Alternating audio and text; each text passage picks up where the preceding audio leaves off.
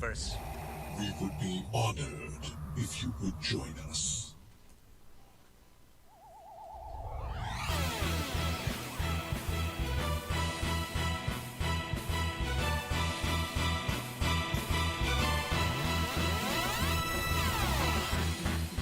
Alrighty, it's another Thursday night. Time for Docking Bay 94, Season 12, Episode 24, because we are old.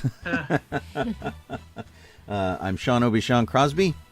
This is Justin Donoho. I'm Colleen Kaylee Crosby. And thanks for being here, eh? We could get a little more volume. Okay. Hey, there we go. Now we can hear you pretty well. Hey. And, hey, you could be listening to us on sci-fi.radio, sci-fi for your Wi-Fi. You could be watching us on Facebook or YouTube or Twitch. Or maybe psychically. I don't know. I mean, depends how tuned into the Force you guys are. But, you know, somewhere, somehow. Thanks for being here. Thanks for joining us. And, in fact, I should do the chat thing, right? Yep. Hi, Lori. Yes. Hi, Chris and Don. So far, that's all I see. Hey, there we go. I got the chat open. Ooh, and it says we're live. Everybody else is out Christmas shopping. Probably. I'll tell you, with the traffic I hit on the way home today, I wouldn't doubt it. I got stuck over by the local mall, and I pretty much figured I would be here by 6:30, which was true. Ow. I left just after 5 p.m. in Hollywood, and Cool. it was a crazy challenge getting home, mostly because people are driving crazy. And I don't know if that's like the holidays or what. People were just making awful decisions. And all the time. Yeah. I like to look at driving as like a strategy game. And I'm not particularly good at strategy, and I'm not saying that I don't also make mistakes. But like, I got off the main drag that was having terrible traffic, so I could go a couple blocks down and get onto the main street without having to go all the way and wait for the corner. So I had to make a right onto a big street, and everybody in front of me was making a left on the big street, across like many lanes of traffic, blocking traffic going west because they wanted to go east. And it was just like, why? And like nobody would put their turn signal on because nobody like wanted to admit that they were blocking traffic for everybody. And people behind me are honking and stuff, and like, and I just want to go right. I don't need to cross any traffic. It was really I dumb. don't know how many times I almost got hit last week. Jeez. It was a serious drag. It made me sad. But anyway, I made it home in time. Yay. So Cool. here we are. Hey, Liz. Hey, Laura. Hey, Eric. Woo! Some more people to hop in there. Man, let's see. And Alan. I see Alan too. Okay. Oh, boy. Right. Yeah, Alan and I had a pretty good book club this week. Oh, good. It was the last one for Rancho Cucamonga Public Library, and it was their sci-fi book club. And the book that they chose to read was the From a Certain Point of View, the Return of the Jedi edition. So so we had a pretty good thing, but it was bittersweet because it was the last one. He's going to start it up at Upland, and hopefully the people will move over from the other library. But I guess it's been going on for like many years. They were going to do it for a little while, and then it was like really really busy. So Gotcha. yeah, no worries. What'd you guys do this week? Jeff, what did you do? Aside from what Sean and I did Stuff-A-Bus in Ontario. And was like one of the second to last ones. The next one's tomorrow, the actual last one at Cerritos. But I was going to go to that, but I got work. So it is. It was a grind, man. It's like I do the whole day, so I get there like at. You get there at like 3 4, something don't you? in the morning. Yeah. And then I leave at around 6:30. So at night. So I'm pretty toasted by. And so Stuff-A-Bus is hosted by Channel 7 KABC News. Yes, it and is. so all of our appearances rotate around when the news need us to be there. So you have to be there like really early in the morning. So you do the morning news, and then there's like the 12 o'clock news, and then there's like the 5 o'clock news, and like all of that kind of stuff.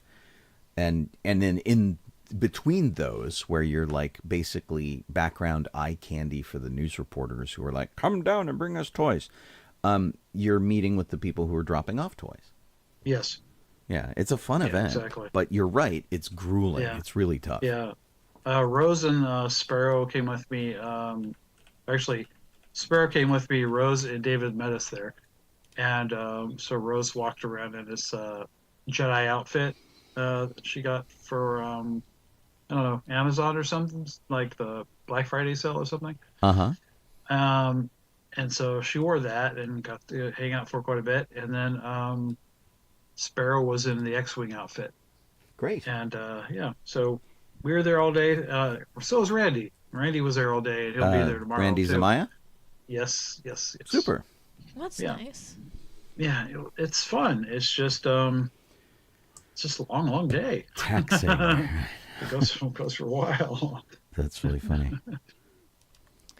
That is really bizarre. Not bizarre. Sorry, I'm reading an article at the same time, and for our news coming up, which is bizarre. Your Stuff-A-Bus is not bizarre. Sounds fun, is what I was trying to say. Oh, I see. Yeah. Well, I mean, it is a weird kind of event. So Yeah. So, and I have to talk to Edgar and see all the reasons, but I'm pretty sure I know the reasons why they don't really have us in Orange County anymore. But they're still doing Stuff-A-Buses in Orange County. They're just not Rebel Legion and 501st attended. yeah, that's weird. But yeah, The and the one that you went to, it's not like so you went to Ontario, which is a pretty sizable distance from the television Inland Empire. station. Wow, out there. So it can't be like, oh, we don't want to drive that far, because Ontario is really far. No, they're still doing. ABC is still doing the Orange County ones. They're just not like the final one anymore. Yeah. And something happened that They just don't love us. can't really go into, or but yeah. They just don't love us. Yeah, we'll say that, sure. Yeah.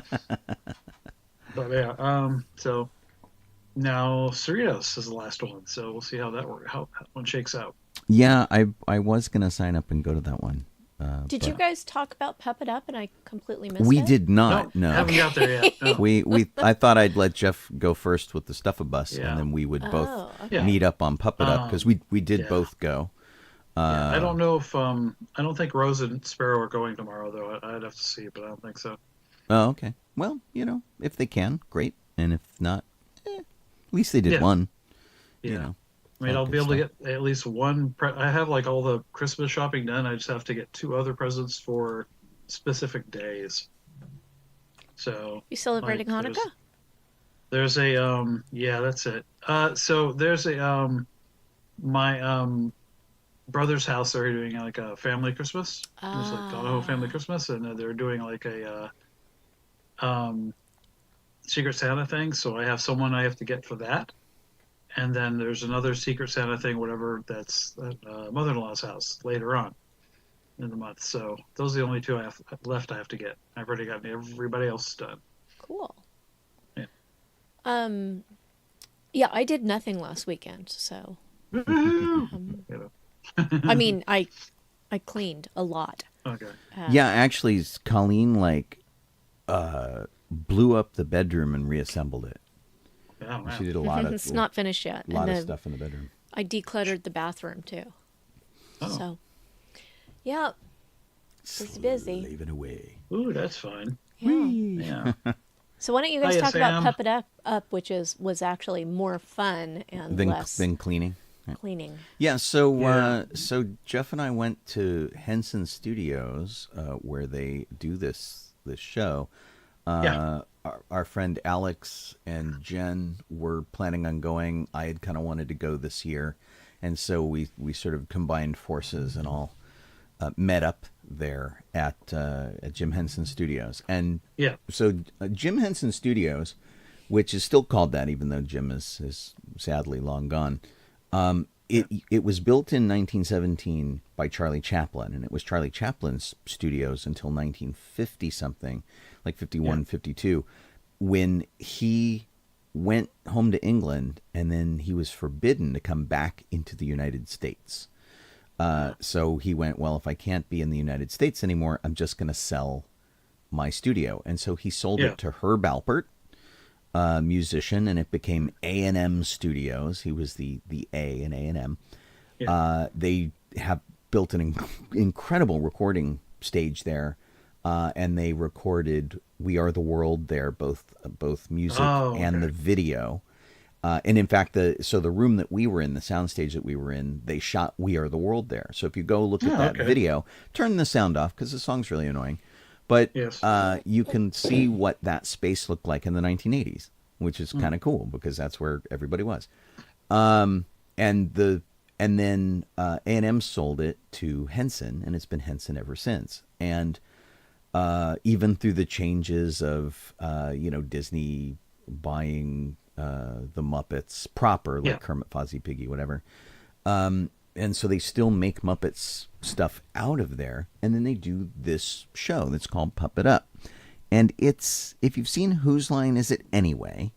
The improvisation show, it's exactly like that with puppets.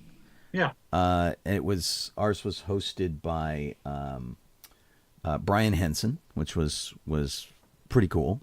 And he came and did the introductions and stuff.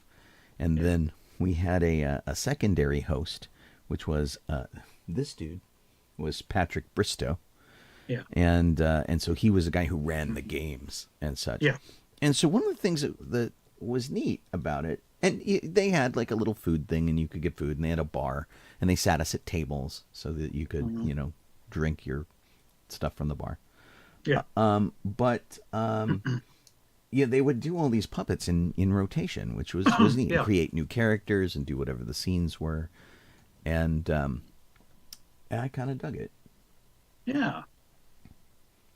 It was a lot of fun. Hi, Pat. Yeah, if you look at this picture, you can see the big collection of puppets these guys have to choose from, and so they'll run over and they'll grab the puppets for whatever scene that they need, and sometimes it's their choice, and sometimes it's whatever the scene demands. They have set puppets that they do for different things. And whatnot. It was funny. It was hysterical, and they're obviously all amazingly good, puppet performers, and comedians in general. I mean, everything they did was funny, and so people keep saying, oh my gosh, it's a naughty puppet show, whatever. But the reality was, all of the swearing and innuendo and that kind of thing, it was very low key. It wasn't frequent, and when they did do it, it was funny. It was for emphasis. It wasn't we just say the F word all the time because we can. Yeah, which a lot of movies do, which is sort of a drag. It served a purpose. Yeah. So that part of it was actually pretty cool because they're dirty puppets, whatever, and that's not what the whole show was about, which was pretty cool. And I wonder if they did one that's, because apparently on Sunday there were a lot of kids there. It was a 3:00 show, and I wonder if they do a more family friendly one Sunday at 3. We went at 5:00 on Saturday, so it was 5 and 9, and then they did a 3 and 7 or a 3 and 9 thing. Yeah, I don't know. I mean, And one of the other things that I thought was really cool was this, which was they recreated a bunch of Muppet stuff. Yes.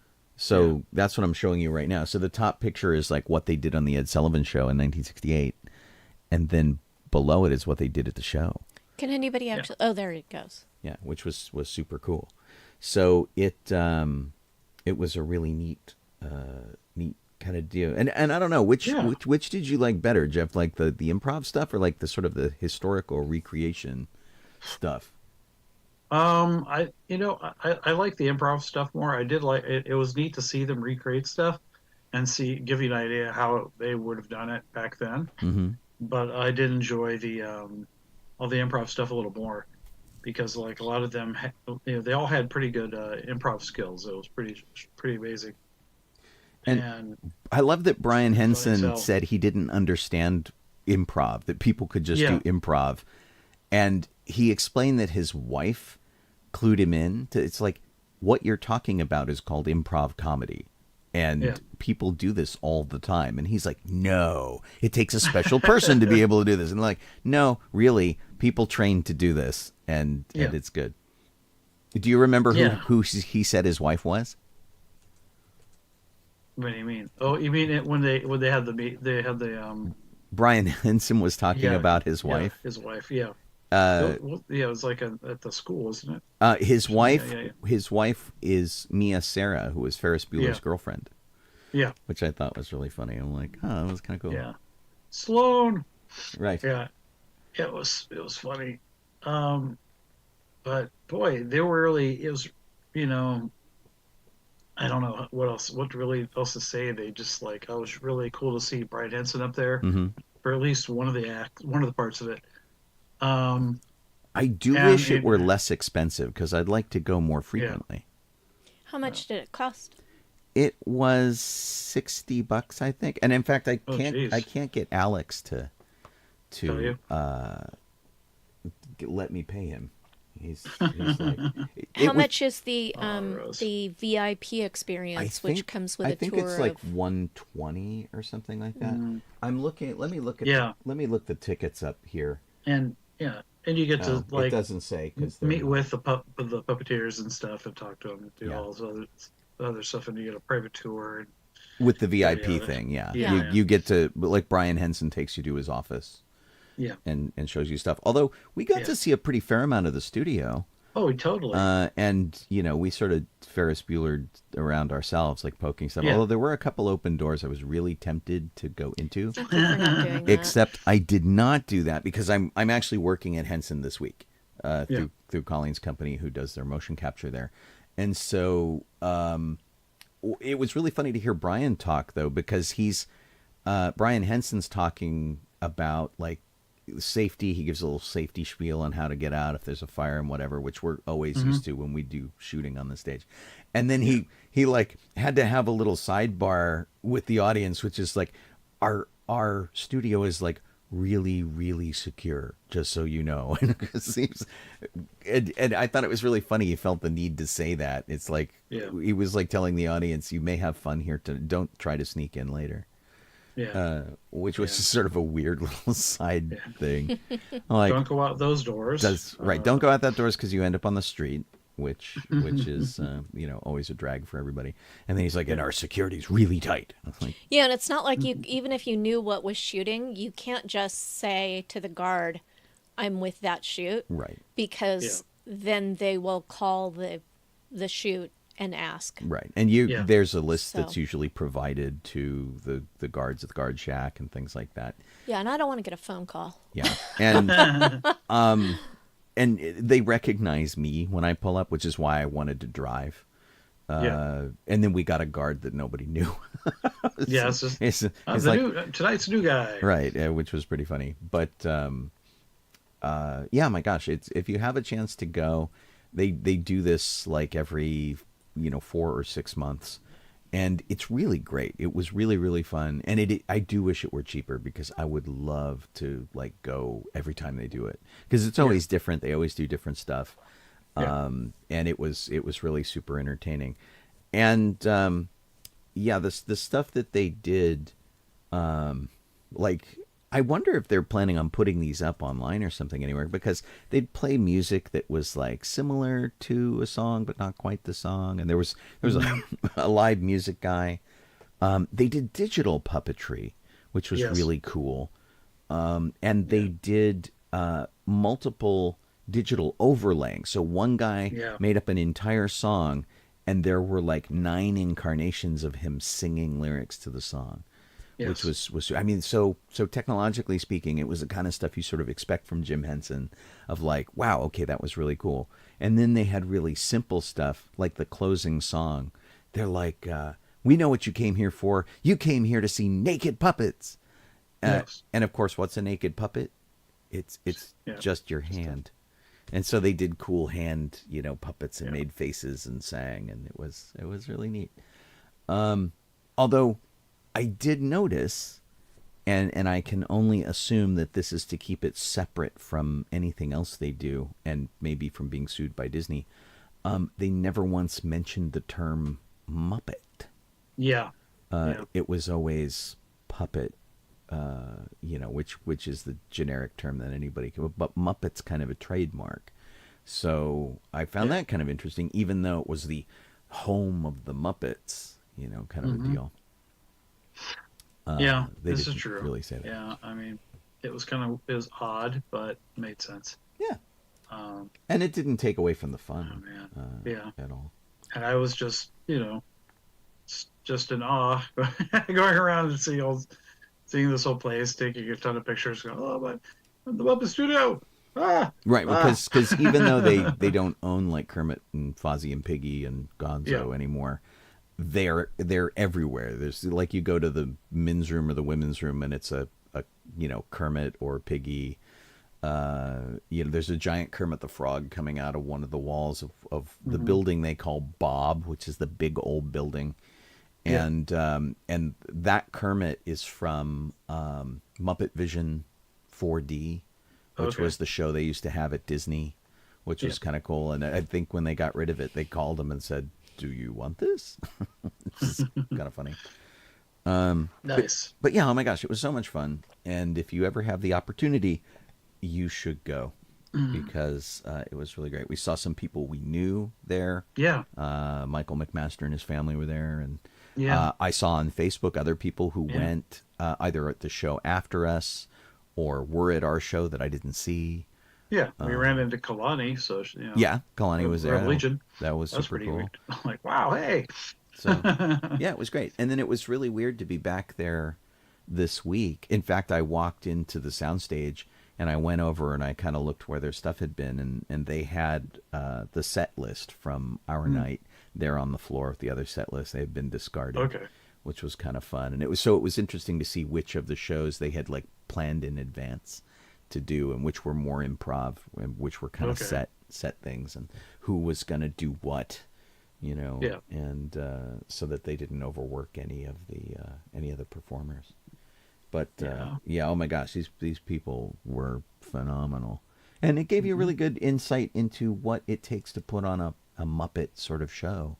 Yeah, and how they might do it, because when you look at the side screens, and sadly they didn't let you take pictures while the show was going on, and I get that. And it was basically so that you didn't shove your camera screen into somebody's face while they were trying to enjoy the puppet show. exactly. So they don't like ruin their view and and experience. So they had the stage, and then they had these side screens, and the side screens only showed like from the bottom up. It just showed the puppets, like Sesame Street. And so you never saw the performers, but you could look on stage and see the performers doing their thing. And they were looking at a screen, seeing what the monitor was, so that they didn't go off the monitor or do whatever. And they knew how far their depth of field was in the scene and stuff. But the stuff on the screen looked like the television show, and it was really neat. And I noticed that, like, because it was a improv, and the amount of time that they were doing puppeteering, they didn't have to have their arms up for a really long amount of time. Right, all the time. Yeah. Although it was just long enough. They did warn the guy that they brought out of the audience that it was going to be really tough, and they had to keep telling me, "Get your arm up, come on," and they had to keep juggling. And he was kind of a tallish dude, but he just—it's a stamina thing. I mean, stand up straight. You can't hold your arm up like this like forever. And his puppeteering was really funny, because he'd like open his hand, and so the guy talking is sort of this generic boy puppet that they use. His whole head was like flip, flip, flip, flip, flip, which was really funny, which the Muppets never do. They always talk out the bottom of their mouth, like a human does, like their jaw moves. Otherwise our head would be like, "Hi, how's it going?" Which would be like really terrible. But it was great. the VIP experience would still be pretty fun, I think.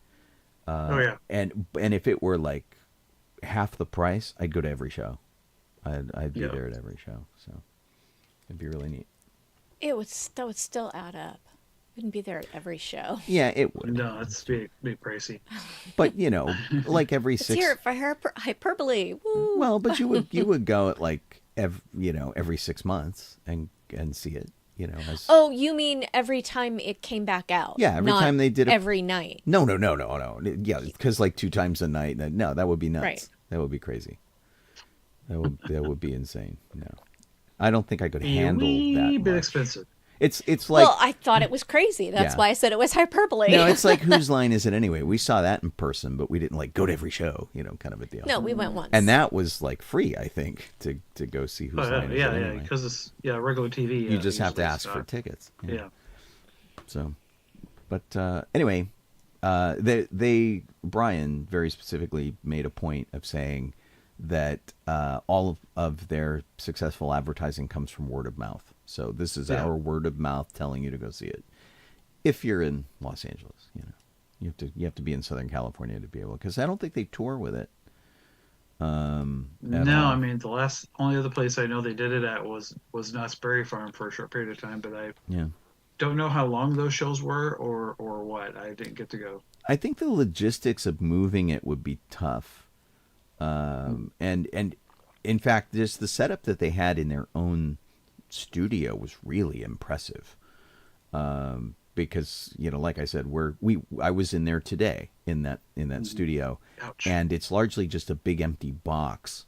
And they brought in the stage and the puppets and the screens and the tech.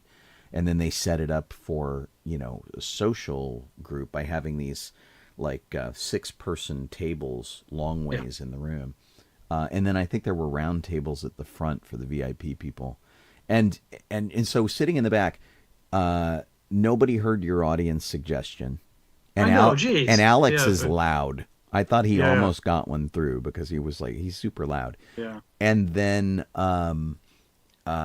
you don't get picked to go Yeah, be you up need on to be stage up like the or first couple anything rows because you in need to order be for the close to the areas, yeah. stage. Yeah, so that's a drawback. Yeah, too. that's another advantage of the VIP ticket, I'm sure. Right. Is Yeah, that most your likely, chances of being able to participate go way up. Yeah. They brought a couple up there that did a bit, and so they had puppets acting out the meeting of these two people, and every time they got something right, they would ring a bell Yeah. and hit a buzzer every time they got something wrong. It's just really Yeah. funny. So Well, it sounds like that you was guys good. had a good time. it was neat. Woo! Yeah, a lot of fun. All right. Should we talk about Star Oof. Wars? Let's. It's kind of in the name Okay. of the show. I suppose we should get there. Yeah. Go, Jeff. Okay. Born on December 11th, 1926, Richard Devon. He is a voice actor in the Ewoks cartoon. But you flip open his fun little IMDb. He has 110 credits, not just the Ewoks cartoon, folks. So he was in the Planet of the Apes TV series as well. Oh, wow. Xandar, whoever the heck this is. Mannix, Mission Impossible, blah, blah, blah, blah, blah. Mannix. Ton of other work, yeah. That's pretty So funny. pretty cool. Yeah. So he did in front of the camera stuff. Yeah, not just voiceover or cartoons. He'd actually physical. Yeah. Exactly. So he had a lot of credits. Just not all of it was cartoons or whatever. Then we have December 14th, 1959. That's when Debbie Lee Carrington was born. She was in Return of the Jedi and Caravan of Courage as Ewoks. Right. She was a little person and Yeah. played a lot of like little alien characters in a lot of stuff. Yeah. Which I mean, and, in Total Recall, she had the big machine gun scene. right. She was Thumbelina in that. She was the tiny thing, and she was in Men in Black as an alien, and she did a whole bunch of stuff. And she just passed away like in the last 5 years. Yeah. It was really pretty sad. I don't think she was that old. Yeah. Well, I don't think so. 1959, I guess. So Yeah. That's a good run, I suppose. But yeah, but she, yeah, gosh, she was in all sorts of stuff. She was in Bones, yep. and whenever they needed a super cute little person, and Well, if she died a couple years ago and she was born in 1959, she was around 60. yeah, I guess That's not a good run true. yet. Yeah. Please don't say that's a good run. It's a bummer. Yeah, Yeah. I would Yeah. like to think that we're all going to live longer than that. She was yeah, she was just around 60 Yeah. when she died. So sad. Next on our list, December 8th, 1960 was Aaron Alston. He's an author and short stories and such. And I believe he worked on games as well. But he wrote about 13 different Star Wars novels in his for his Star Wars connection. Wow. Yeah. And then Oh, of course, he did some of the X-Wing stuff, yeah, and he wrote for Dungeons and Dragons. yeah. So he was he did a lot of work. What a nerd. And then we'll go to wow, come on, quit it, computer. We have December 13th, 1975 is when 20th Century Fox, more likely Alan Ladd, greenlit Star Wars. Ta-da! Cool. Da, da, da, da. Alan Ladd December- greenlit Star Wars? Sorry? Alan Ladd was the one who greenlit Star Wars? Yeah. At Alan Ladd Jr., I think. Yeah, sorry, Junior. Yeah. And, yeah, he worked for December- 20th Century Fox and took Yeah. the gamble. Yep. December 10th, 2008 is when Del Rey published a massive 3-volume encyclopedia of Star Wars. Which is now completely out of date. Yeah. pretty much, And a lot of it's probably, legends. yeah. But way back when. And last but not least on the little Star Wars list of history, December 9th, 2008. That's when they set. That's where we've talked about this before, and it's always I always think it's funny that 2 sets of chopsticks were available for Lucasfilm at Seagraph, and they were lightsaber chopsticks.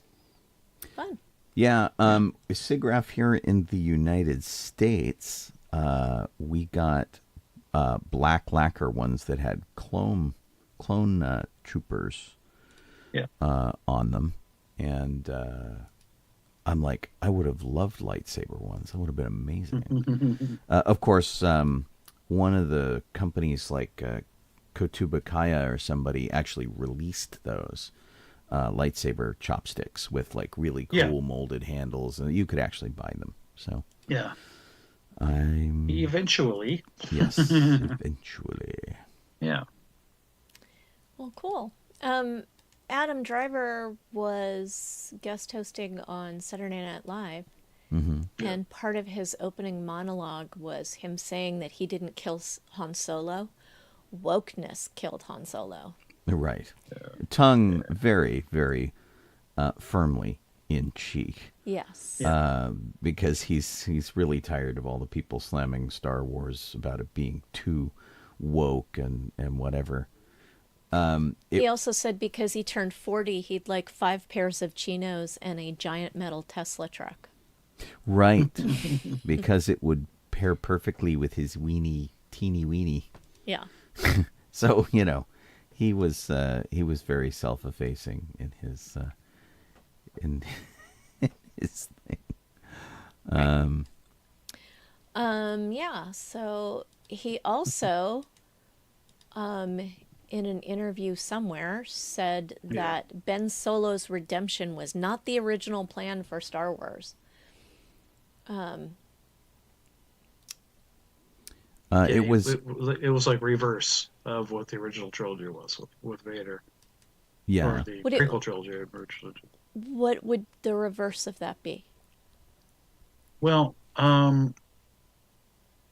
it was basically that this character was the most confused and vulnerable by the end of the three movies. Um, and he would be the most committed to the dark side, as opposed to the other way around. Is what he's saying. And then they changed it, and then they altered that a bit when they finally got around to getting around to that part of the sequel trilogy. So they wanted to originally, J.J. Abrams originally wanted to have Kylo Ren start out not sure of the Force, and then by the end he's like really into the not the Force, the dark side. Dark side, yeah. And then by the end he's like really super powerful and totally believes in it. And completely in it, yeah. Oh, interesting. Which was opposite from Vader, who like was really, in the dark side. And then by the end of it, he wasn't really sure, which is what let him become like a Force ghost at the end. I thought you meant, Jeff, when you said opposite, I didn't hear all of what you said, I guess. And I thought you meant that it was Kylo Ren's journey was originally supposed to be opposite of what it ended up being. And I was trying to figure out what would be opposite of what Kylo Ren's journey ended up as. And I'm like, that is really confusing. But, that would have been really interesting to have it be the inverse of Vader's journey. Well, and Rey wasn't going to be able to save him. The way it happened in the movies is so he was just going to become so dark and so powerful that she just couldn't save him at all. But was she going to be able to overcome him? Yeah, I don't know. Colin Trevorrow was set to direct the movie, and apparently his ideas weren't being very welcomed by Lucasfilm, which is why J.J. Abrams came back. And J.J. Abrams played it so safe with his movie, which was really kind of a bummer. But I think they got scared because so many people slammed The Last Jedi that they're like, oh, God, what are we going to do? J.J. Abrams' one was pretty good. Why don't we just have him come back and he can just do his normal thing? And then people slammed it anyway. So, Did anybody watch the new Lego 'Twas the Night Before Life Day short? I didn't get a chance to see it yet. No, I haven't actually watched that yet. I feel like I see it on saw. the list. I'm assuming it's on Disney Plus. it's it might be, but it's on Star Wars Kids. Like the whole short is YouTube. there. It's only 3 minutes, and actually, there's 2 Life Day things we need to see. What's the other one? One is called A Disturbance in the Force, which the making of thing. Yeah, and so it's a behind the scenes thing that Colleen is in a background shot when they discuss the Disney Life Day thing.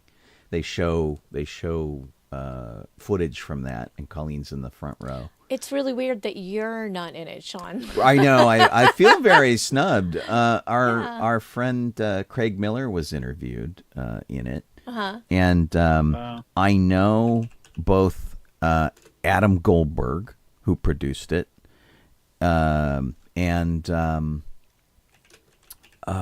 Kyle Newman, who helped produce it.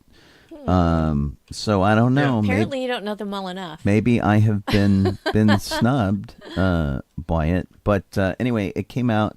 You can see it on Amazon, I think, and I'm sure that in favor of having celebrities, because they talk to Kevin Smith, they talk to Weird Al, Donny Osmond, Seth Green, Taran Killam. Gilbert Gottfried, Paul Scheer. There's considerably more famous people in there, and Jonathan Rinsler, who was a big Star Wars author, Bob Mackey, who did the costumes for the show, Bonnie Burton, who used to work for Lucasfilm, and Steve Sansweet and Gus Lopez, who are both big giant Star Wars collectors. So, but at least we got a little bit of a nod, so that's kind of cool. Yeah. But a little better than the article thing that came out a ways back, but yeah. So, I'm interested to see it. I'm sure it's pretty good. But it would have been nice if they talked to some of the fans about what they thought about it. Yeah, totally. Because I mean, a lot of fans have really kept it alive over the years. It's one thing to talk to the celebrities and stuff, but That is odd that they didn't talk to fans. You know, Weird Al doesn't have a Life Day song. Yeah, what's up with that? Kevin Smith doesn't have a Life Day movie. I mean, they're Star Wars fans. That's great, but come on, man, talk to the fans because they're the people who went Life Day. We need to keep Life Day a thing. Technically, the celebrities are all fans too. Yeah. So yeah, there is that. I guess that's true. Yeah. But Wow. So that was it for Star Wars, unless we have more Star Wars hidden somewhere. In the I don't think so. Lurking. Theme parks. We only have one thing about theme parks, and that is that Knott's has another Old West Day coming up. Yeah. And Jeff, is that in January or February? I can't remember. I think it's in January. I put it here somewhere in our other chat. It was January 21st. Cool. Yeah, at Knott's Berry Farm. They're doing Western Day, and you show up and you can be dressed like any old cowboy you want. Just don't be don't bring anything that you shouldn't be bringing. Right. You don't wear a sidearm. It's probably not a good. Exactly. I'm wondering if I can squeeze into my bustle dress to go. I don't know. Would be a fun thing to do. Yeah. Yeah. And it's one that Jason tends to host every year. So. Yeah. Well, it is. Is he similar to Life Day or what's the other one that happens right near Life Day every year? Dapper Day? Dapper Day at Disneyland. Oh, so it's not an official Knott's Berry Farm thing? No. No. Oh, it's a I fan see. thing. Well, then I should stop looking for it on their site. Yes, you should. Yeah, no. Yeah. It's mostly places you can find information on it is like Facebook and Instagram under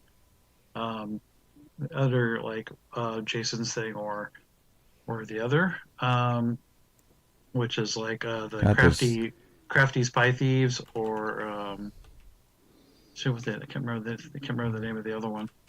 Yeah, I think it's just the same as, there'll be a meetup and some photos taken, and they said that there will be prizes available for some things. I don't think they quite said what, but it looks fun. Yeah. And they have special stuff that you can do, like in the one of the shops, the Bottle House shop, where it's the Native American theme in there. But you can go in there and paint ceramics, and they'll have them get them cured, whatever you pick up later and stuff. So many Old West days. I can't find the one for Knott's. Oh well, Jeff posted it to you and I. Okay, great. Yeah, it's in the chat for you, our chat. Here, I will put it in our document. Okay. Yeah. It'll be great. Sorry, I wasn't sure if it was okay since it was a private person's thing. It's not really. I wasn't sure if it was public or not. Yeah, it's totally public. Okay. Yeah, well, there it is. Anyone can go, and yeah. So, and I've gone to all of them so far. So cool. And you've done your Woody impression there. Exactly. Yeah, so there will be group meetups, individual photos, a big group photo, a ride takeover, giveaways, media, and more. And then it basically says park rules are our rules too. So you can do any bounding, you can do plastic sheriff's badges, you can do Western outfits, you can wear anything as long as it's not listed on the Knott's website for dress code. Yeah. No real or fake guns or knives, no big props, no costume mask, no sharp objects, and respect the park rules. Yeah. Cool. So that's it. Sounds like fun. Yeah. Woohoo. Sean, do you want to get on to the rest in peace section? Surely. We lost a few people this week. One kind of a big deal was Ryan O'Neal, who passed away at the age of 82. He's been doing some acting of late. And of course, we know him from Bones, is where Colleen and I like him from. But he was in Love Story in the 70s, which was like, super sappy, melodramatic romance. And he also did Paper Moon with his daughter, Tatum O'Neal, which I thought was a pretty good movie. And I think Tatum O'Neal won the Oscar for that. That must have been interesting. And then he did a couple of movies with Barbra Streisand. He did What's Up, Doc, and The Main Event, which was kind of a big deal. Stanley Kubrick's Barry Lyndon, which was what Kubrick did after A Clockwork Orange. And so, yeah, he was like a movie star in the huge sense of the word. And it's just, he was on Peyton Place for like 500 episodes. And he did, had all these kind of like crazy relationships with people, maybe most notably Farrah Fawcett, who they sort of split up. And then he came down with leukemia, and she came back and like nursed him back to health and stuff. And then of course she passed away in 2009. But it was really interesting. And Love Story is about somebody who passes away to cancer. And so it like was a movie that he didn't really like to revisit. He was amazing in it, but it was a little too close because Farrah Fawcett died from cancer. So yeah, really, he led just a really fascinating life. People say he was amazing and nice and cool, and other people say he was like the biggest a-hole in the world, depending on what you did. But everybody kind of knew his name if you were from a certain time. He was everywhere.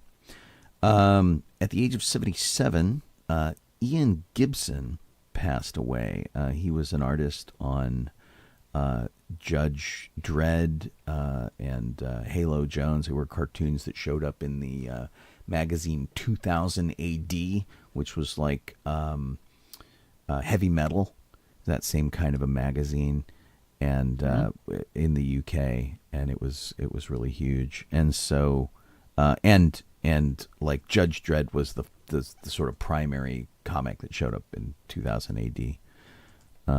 He did Robo Hunter. He did a bunch of other stuff, and he was a guy who kind of got female characters and made pretty decent, strong female characters, which was always really appreciated. And then he did a bunch of Star Wars comics for Dark Horse and things like that, which were really cool. So it does it say what he passed away from? Nope, just that he was 77. We lost Andre Braugher at the age of 61, which seems a little bit young. He was in Homicide: Life on the Street, Brooklyn Nine-Nine. I first saw him in anything in the movie Glory, which was just an absolutely terrific movie about a Buffalo Soldier Brigade in the American Civil War, which was really cool. He said he died of a brief illness, but further investigation turns up that he actually died of lung cancer, which was pretty terrible. But if you watch TV, you've seen him in just a whole bunch of stuff. And it was like kind of a surprise. Just everybody, it just like showed up in the news, and he was like not on anybody's radar as being, sick. So that was sad. A super talented guy. We were talking about him on stage today. And another really talented actor died at the age of 68. A guy who was so talented at portraying different characters that he made return appearances again and again and again on Buffy the Vampire Slayer, just in heavy makeup. He was one of the gentlemen who were the like really creepy silent guys who would like float around and kill kids, and he was like the super uber vamp. He was gosh, just like demon after demon after demon after demon on the show, which was kind of amazing. He passed away after a 2-year battle with pancreatic cancer, which is sad news. And so he was really close friends with Doug Jones, and they did very similar things. They were like really good at playing creatures. Really kind of a bummer if you're a fan of those things. He's in The Mentalist and other things like that too, like regular shows beyond Buffy. So yeah, sad to hear of his passing too, because if you watched any of those things, you have seen his work and you probably loved it. A really talented guy. Gotcha. So we are already at the speed round. I know we're really light wow. tonight on the show stuff. Yeah. So Jeff, you want to start us off? We still have 9 minutes Yeah. left till the top of the hour. So they released a poster and a teaser trailer for a new movie called IF or If, which stands for Imaginary Friends, with Ryan Reynolds as the lead. And it looks really funny and good. It has, oh golly, Kaylee Fleming as well as the other lead, and then we have other people playing either characters or voicing the imaginary friends, or some folks playing live action, like Steve Carell plays. I think his name is Boo or something like that, but he's a big purpley monster creature in the trailer. And also Phoebe Waller-Bridge. She plays sort of a throwback cartoon character looking thing.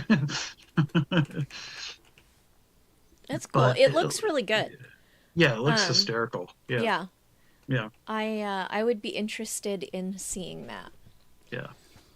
Very cute. I will talk about the movie coming to theaters in April 26th of next year, called Civil War. What a ridiculously dumb movie this looks like. I see a whole bunch of people though who are like they want to go see it sort of under the cover of anonymity because they're. Did you guys watch the trailer? I did. It's so bad. I did, and the part of the problem is it has Nick Offerman as the president of the United States. And who can really take Nick Offerman seriously? You want to know what lost me? First of all, just to tell everybody in the audience, this is supposed to be civil war in the United States. Yeah, right. That's what this movie is today. Yeah, with the political climate today. Yeah. Right. Leading to where it lost me was when they said I know exactly what you're going to say. I bet. The Western Coalition or the Western Group or whatever it is going to hit Washington, D.C. And then they said who was in the Western Group. Yeah.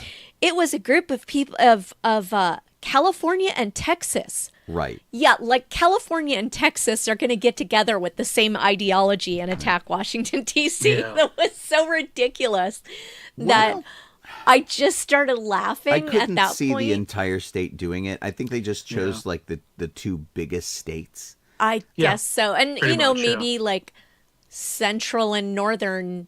And by northern, I don't mean San Francisco. I mean actual northern California. Yeah. I do know people on Facebook who are like, I live in a red bubble and California is awesome for me because everybody around me thinks like I do because they're all sheep.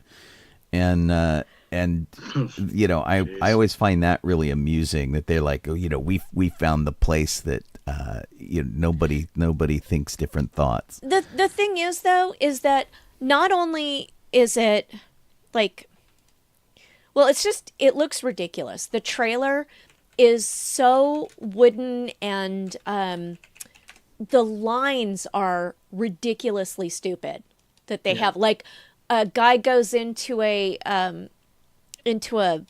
restaurant, I think. Yeah. And he says to the people working in the restaurant, don't you know that there's like this pretty big war going on right outside? And you can see people in the background like shooting at each other. It's just, and the people in the restaurant were like, well, we're just trying to pretend it's not happening. It was just ridiculous. Because that's the thing, you know. Don't go see this. So cheesy. Steaming. I was like, what the hell? Pile of celluloid. It does look pretty, and it's obviously Cellulose? somebody's weird fantasy. What's old film made out of? Celluloid? Celluloid. Okay, I did Not have it anymore, but sure. Yeah. Steaming pile of celluloid is what I'll call it. Yeah. Sean, what do you want to talk about? Oh, let's see. Where's our document here? One of our trailers was a sequel to Beverly Hills Cop, which is really kind of interesting. Of course, Eddie Murphy is back. They had Taggart and Rosewood make a brief appearance, which I thought was kind of impressive. Looking pretty old these days. They looked older than Eddie Murphy does. Right? Taggart especially. Oh my God. And I don't know how old he is. But it was nuts. But it looks like Eddie Murphy is 62. Right. And and the Judge Reinhold was looking pretty old.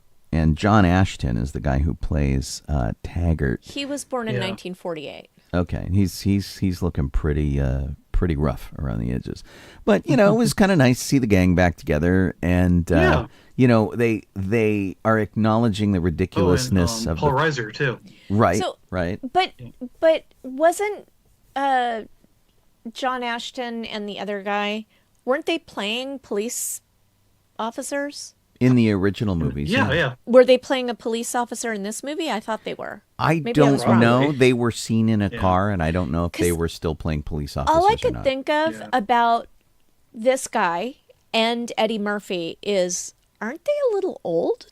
Still to not be retired yet? Yeah. I found that to be odd. And I know that there's all sorts of movie stars that are redoing their big franchises. Sure. Like, of course, Indiana Jones was old to be Indiana Jonesing it, but part of that was in the movie. They're like, oh, he's retired now. But it just seemed like, is he really a cop? Because he's a little old. Yeah, I mean, it does stand out weirdly that they're doing that, but.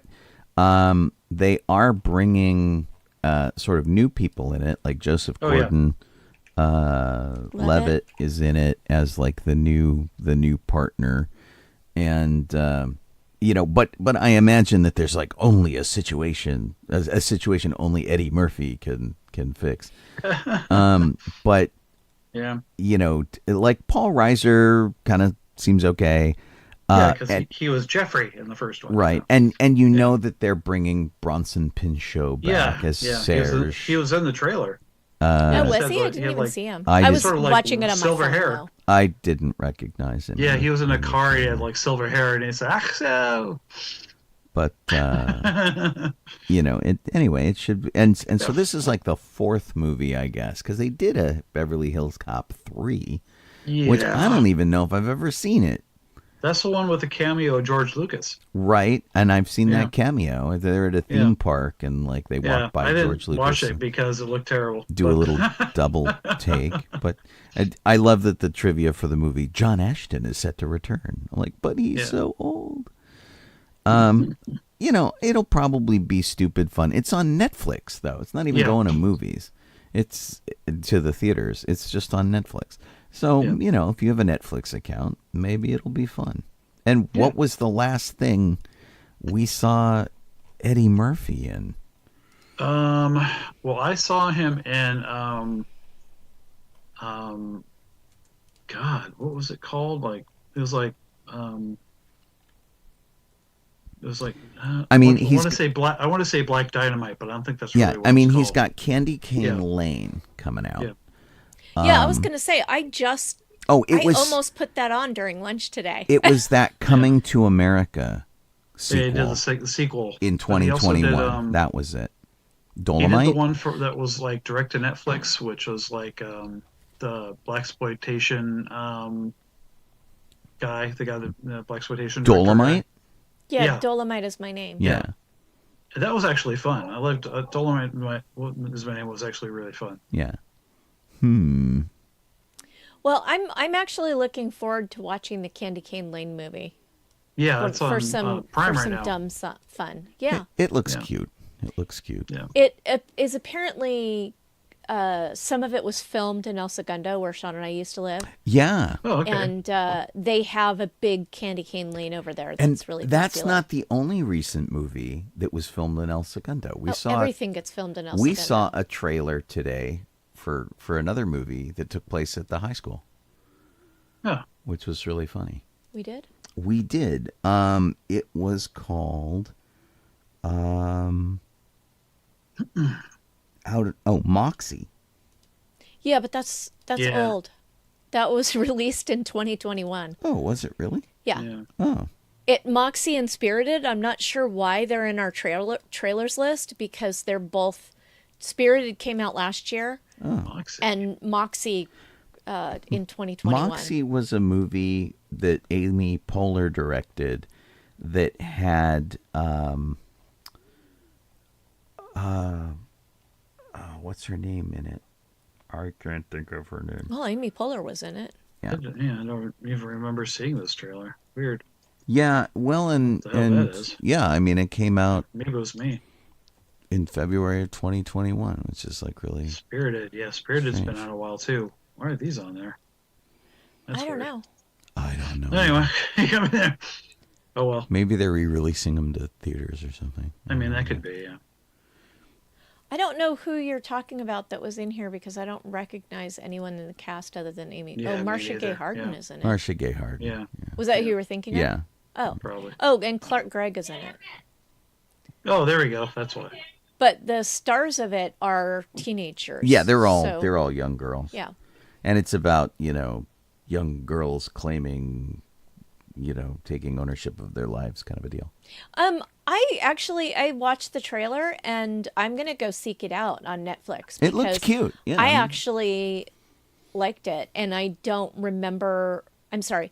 I liked the trailer. I don't remember having seen it when it came out in 2021. Me either. Although there's a possibility that I just don't remember, because that's me. Right. Well, and the lead actress. We blew past the top of the hour, Sean. Oh, Yep. well. Just because we did. You could be listening to sci-fi.radio. You could be watching us on Facebook or YouTube or Twitch. And the show is called Good Morning Tatooine. No, it's not. It's called DB94. The other one. I'm so tired. And I'm Sean Obi-Shawn Crosby. Jessel Donoho. I'm calling Kaylee Crosby. And there you go. So thanks for tuning in. The main girl, or one of them, reminds me Yeah. very much of what's her name from Spider-Man? MJ from Spider-Man. Megan. Oh, yeah. Yeah. Yeah, but that doesn't help me. No, it doesn't. What's her actual name? She was in Everything. yeah, Wag the Dog and I'm not thinking of her name. Marie Antoinette. yeah. Her name is It's not Kirsten coming to me. Dunst. Thank you. Jeepers. Yeah. Couldn't remember her name. But it's not her. It's not her. It's Hadley No. Robinson. Though I think Okay, Kirsten different person. Dunst was in that dumb, the dumb Civil War movie. But Yeah. maybe I'm wrong. As like a journalist or something. Yeah, she was a journalist. Yeah, and it was really, she's like, we're going in and we got to be tough and we're going to do Her line No was, idea. I thought when I was going overseas to all these foreign wars that I was sending home warnings to our country, but I guess it didn't work. Although, maybe it's it's in the upcoming things. Could be. So, not to be confused with Hank the Cow Dog, which was Hank the a Cow Dog. cartoon Oh, she man. did earlier in the We're year. missing Hank the Cow Dog. Well, she also did Drunk History, so Well, I mean, who Okay, wouldn't well, want to do whatever. drunk history? right. I will round Ugh. out the movies with, well, there's still a couple left, but I didn't. I still. Yeah. Fast. Were you next, Jeff? Yeah. Sorry, I thought it's okay. I thought we had Sean kind gone. of jumped ahead. Oh, okay. That's fine. What do you want to talk I about, just Jeff? sidetracked us. I'm just talking about the director of Godzilla -1 and his appreciation for the American fans, who he says we're excited by the tremendous response in North America. I've been reading the fan feedback on social media and very encouraged by the passionate comments based on a thorough analysis of the film. In some theaters, I've heard there was even applause. Thank you for warmly receiving our Godzilla. So it's doing really well, actually, the Godzilla -1. I haven't even seen it yet. I've actually see it so heard a bad. lot of people, like on my Facebook pages, have been saying, "Oh my gosh, this movie's way better than I thought it was going to be." It looks amazing, and I haven't seen it. Oh, Yeah, well, maybe yeah. maybe this weekend. I had talked about going to see it before we went to Pup It Up, and then we completely forgot all about it. They get there way earlier. But yeah, I hear it's really good on a big screen. Yeah. Kung Fu Panda 4 is coming out to theaters Did on we March 8th. Did we need a Kung Yeah. Fu Panda 4? No. Eh. Did we see Kung Fu Panda 3? I didn't see Kung Fu Panda 3, so Yeah, I I think I only saw the second one. I'm like, there's more. I mean, it just looks like more. It doesn't. I won't say that the trailer looked like it was bad or good. I just don't know that I need more Kung Fu Panda. Yeah. So. I know. Aquafina's in it, but that's about it. Let's see. So apparently, Green Arrow still likes to use wooden arrows and keep some on hand because is there a more perfect vampire killing Yes. weapon than just shooting him with a wooden arrow?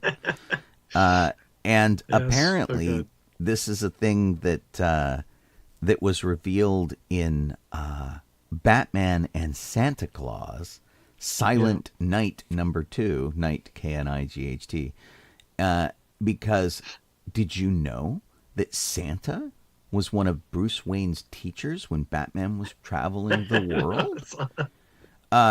Did you also know that when Santa's Hysterical. not supervising elves making toys and delivering presents to the entire globe, that he travels the world hunting monsters?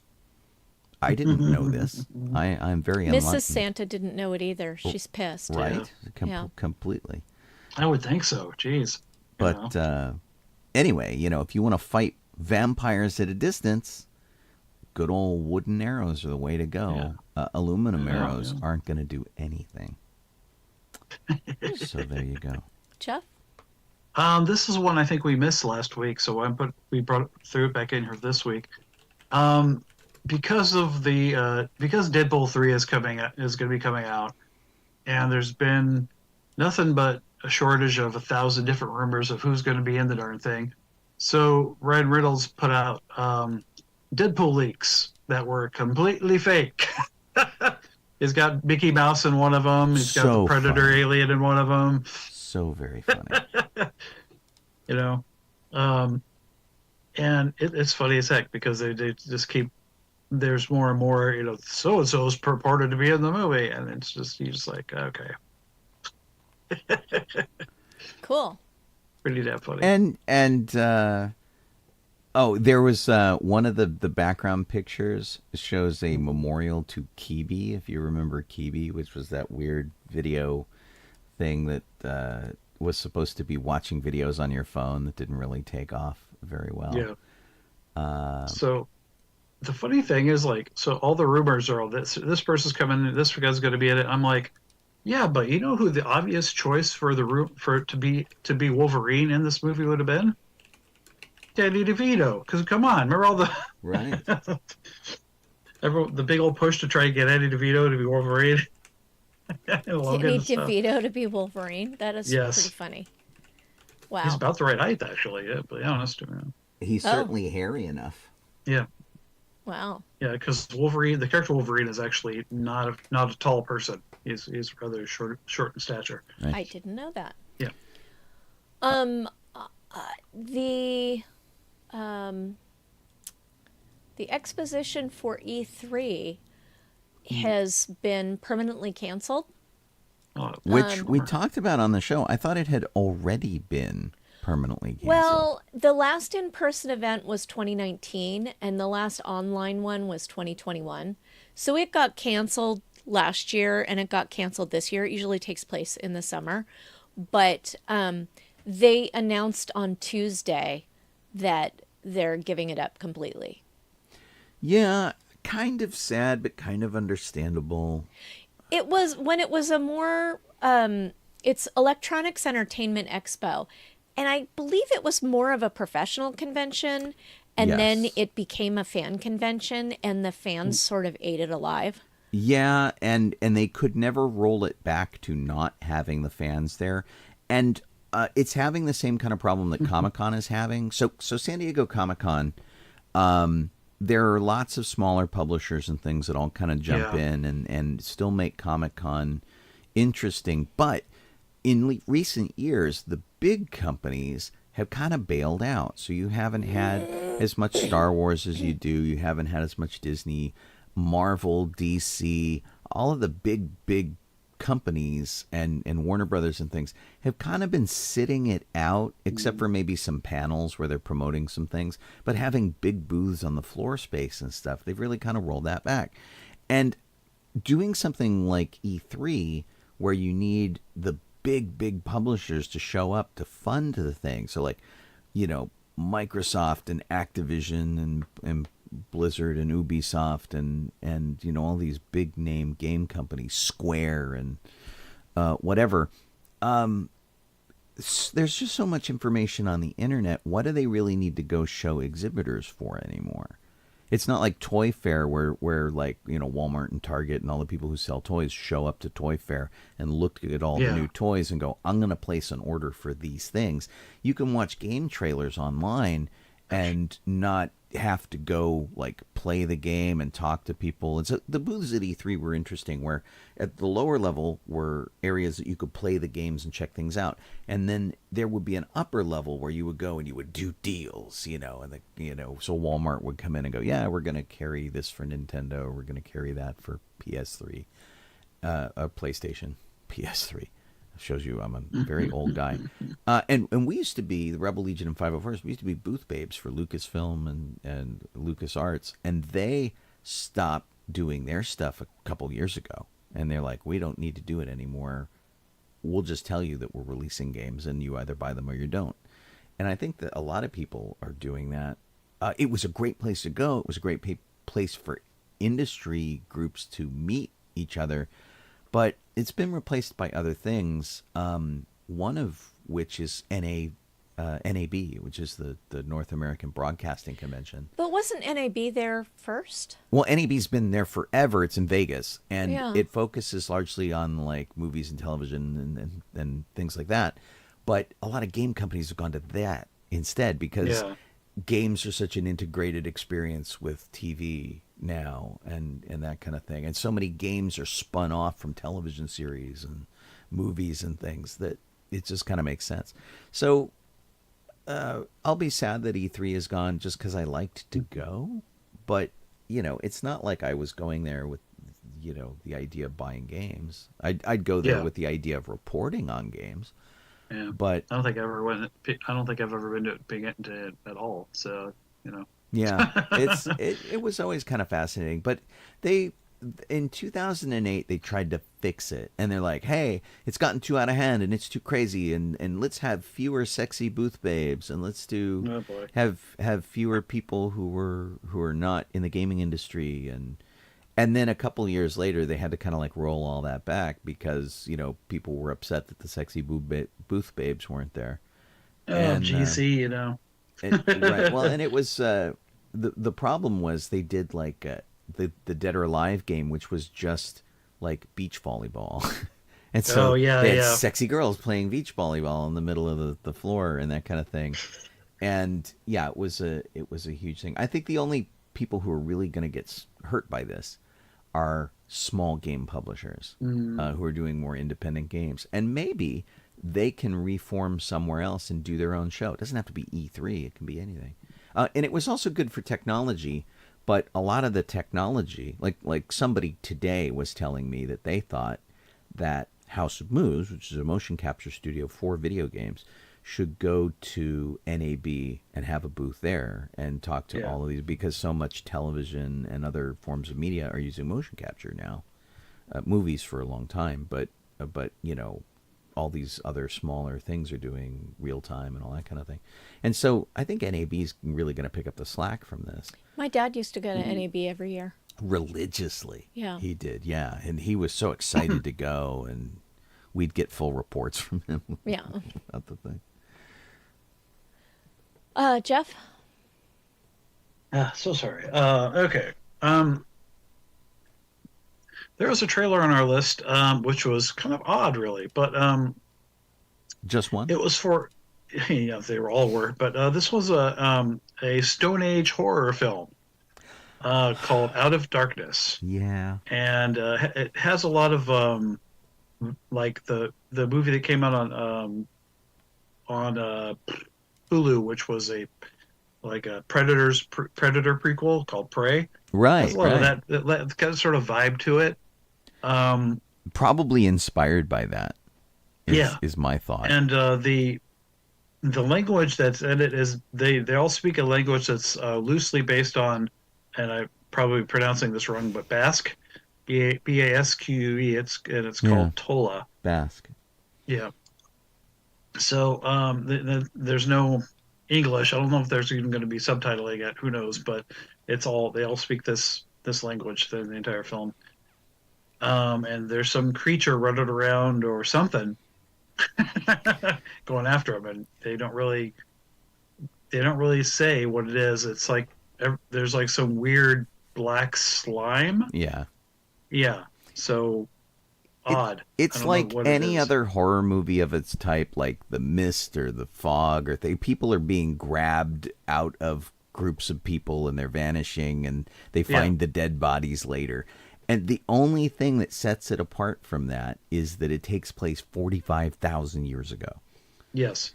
And so there's like no technology, there's whatever, but it's like a migrating group of, you know, Neanderthals or cavemen or whatever. Like hunter-gatherer or whatever's, go into an area that apparently they're not supposed to be in, and they get picked off one by one.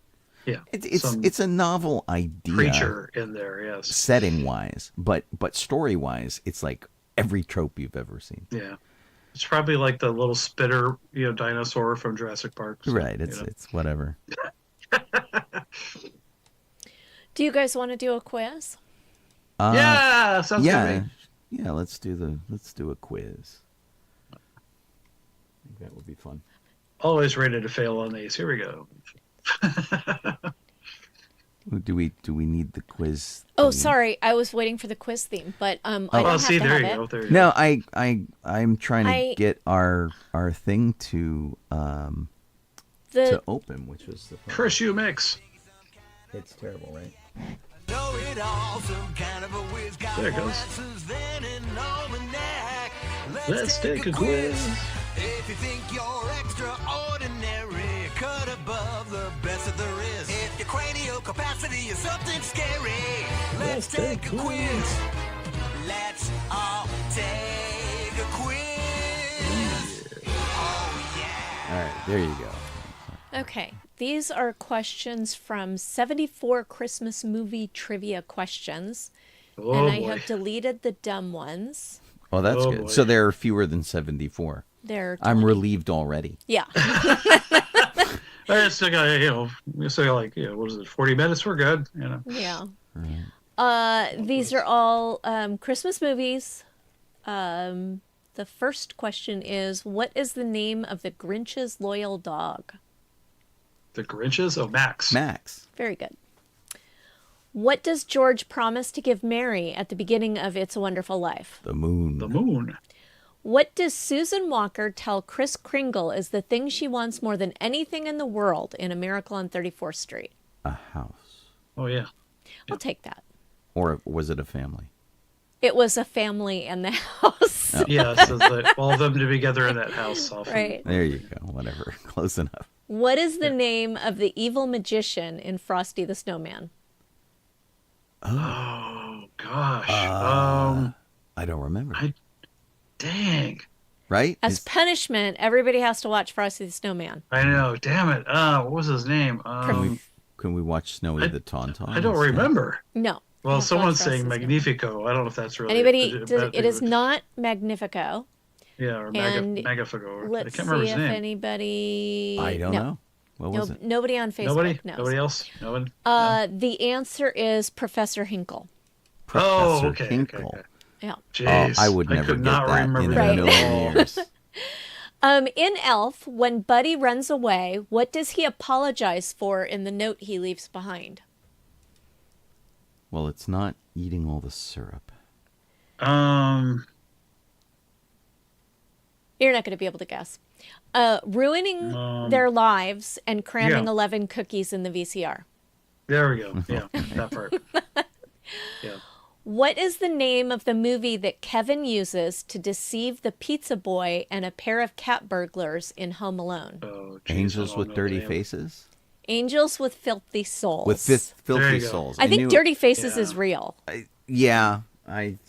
guess you're right. I knew Yeah. it was Angels with something. Right. Filthy souls. Filthy Okay. Animals. You What filthy animal. in It's a Wonderful Life, what book does Angel Clarence have with him when he comes to help George? Huck Finn.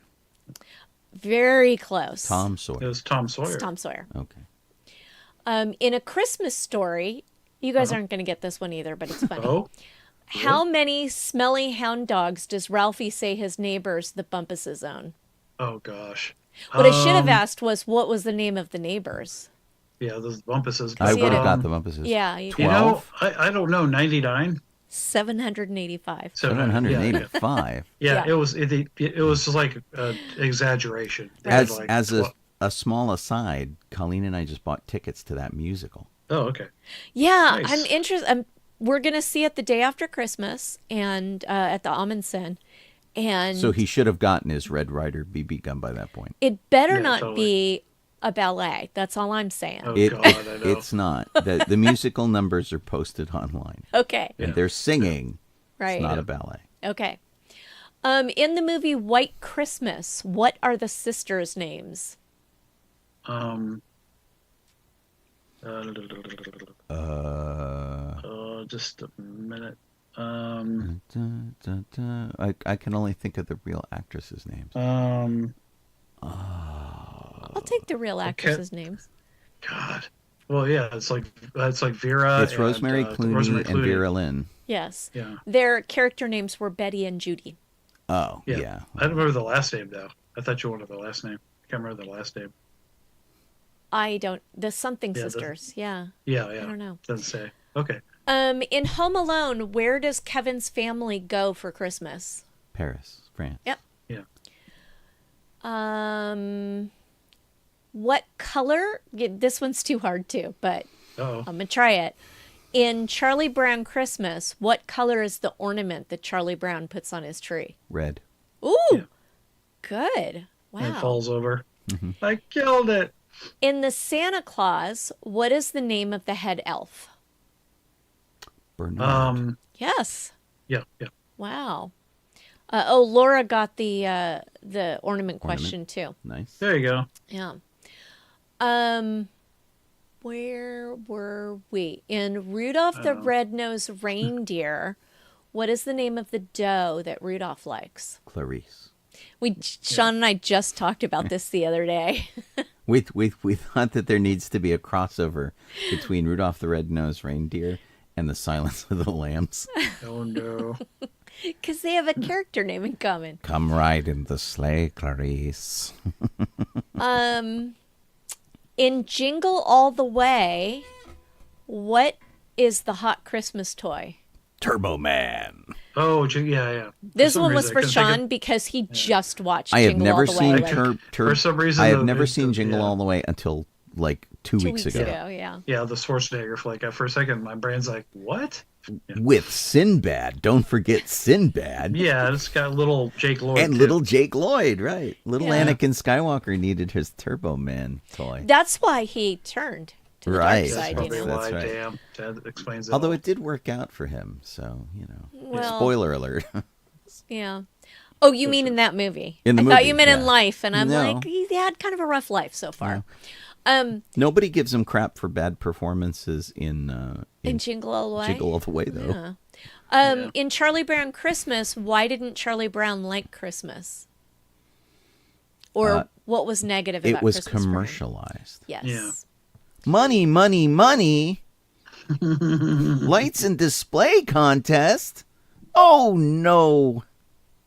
The main character in Polar Express can't hear something.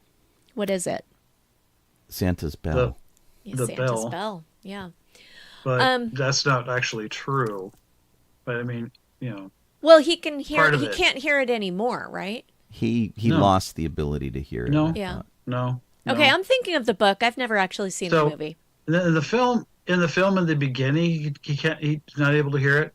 Like when he first has the bell until he believes in Santa. Then he hears the bell forever, but his sister isn't able to hear the bell anymore when she gets older. I So he have always hears it. I have Oh, avoided the maybe that is movie the book. because the animation is creepy as hell. Oh yeah, yeah. And Tom Hanks plays too many characters. Yeah, jeez, yeah, that's for sure. In A lot of Uncanny Elf, Valley. Yes. what gift does Buddy send to his father? He buys it in a department store, has it packaged and sent to his father. It's not Yeah. lingerie? It is lingerie. Yeah. In the movie Noel, how is Noel related to Santa Claus? Daughter. His daughter. Yep. Yeah. And finally, what Christmas song does Buddy the Elf sing with Jovi in the shower? Baby, it's cold outside. Cold outside. You guys both win, and so does Laura. Yay! Laura got a lot of the questions right. Oh, Eric worked on Polar Express. Sorry, Eric, it's still creepy. It's that Uncanny Valley issue. Right. That's Through, kind of thing. through, Yeah, man. through no effort of your own. I blame Robert Zemeckis. Yeah. And then what was the other one that he did was like a Christmas Carol, wasn't that him Yeah, too? yeah. That Yeah, also that was sucked. weird. That was an acid trip and a half. It was weird. What do we win? The knowledge of a job well done. I would A virtual high five. Wait, I would wait. give you each a little bit too pepperminty chocolate peppermint, but Jeff isn't here to receive his, so neither one of Oh, you get right. one. man. Yeah. Oh, here we go. Here's the screen. Here you go, Laura. It's a virtual high five. Squish. There. All right. All He's done. gigantic. That's really funny. All right. So who's next? Sean, I think. Don't remember. I think it was me because I was going to talk about this thing and it's what I get for not like reading our document well enough. So there was a thing that I saw that was called Jurassic Park Survival, and it looks like a short or a movie or something, but it still has like a little bit of an Uncanny Valley thing. And then I think I realized most of the way through that it was a game, like just Yes. before The they print- switched. The print on it that said cinematic and then switched to in-game didn't clue you in? I wasn't looking at that. Okay. I was looking at the action of the thing. Yeah. Okay. Like I figured it out right before they switched to the in-game first-person point of view footage. And it looks kind of interesting. It takes place after the first movie. Somebody got stuck on the island. Yep. It seems to be a rather confused-looking woman.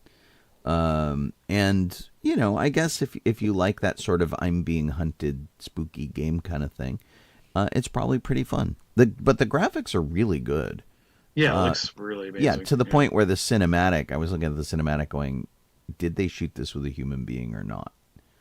And so that was a little difficult. And then, of course, she gets caught up in the whole dinosaurs can work levers issue, which is a big problem. So, don't give the dinosaurs levers to work. Doorknobs, people, doorknobs. You have the circular knob.